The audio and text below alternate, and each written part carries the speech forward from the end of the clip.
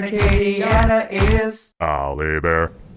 It is 8:36, and if you're just tuning in here for the final time this morning, you're going to get to hear from Al Abair, who's been giving us great insight into Healing House and what exactly they do. Well, I mean, hope for grieving children, helping kids and family get through the grief process in their house.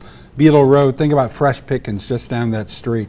Every room has its own theme because we all deal with grief differently. We do, yeah. And again, we are going to send it to Al Abair for the final time this morning. Let's do it.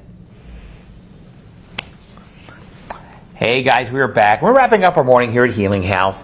Janae Broussard is with me, and we were talking during the break, which we haven't touched on this, but some of the things you see, and I think it's things that people just don't realize. Kind of share some of that with us. Sure.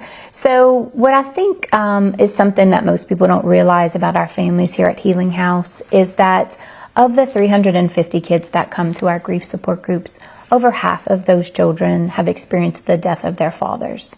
So our caregiver support group is comprised mainly of young widowed moms, those mid-20s to mid-40s who are now raising their children on their own after their husbands or partners have died.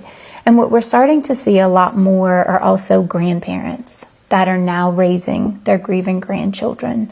Maybe one of the parents, we're seeing a lot more, overdoses and substance abuse issues that families are facing. So they've had a parent that's overdosed, and now, they're getting ready to retire and had the rest of their lives in front of them, and now they're raising a 6 and an 8-year-old.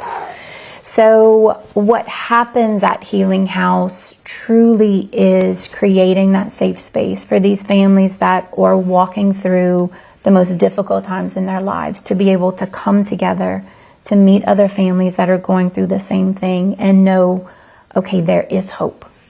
One of the really wonderful things about Healing House is that there's no start and stop point. Families don't come for just 6 sessions or a certain length of time. So we have families where maybe it's been 2 years since their loved one died, in the same room with families where maybe it's been 2 weeks since their loved one died. So they're really able to learn from each other and share what that experience was like. Janae, you do important work.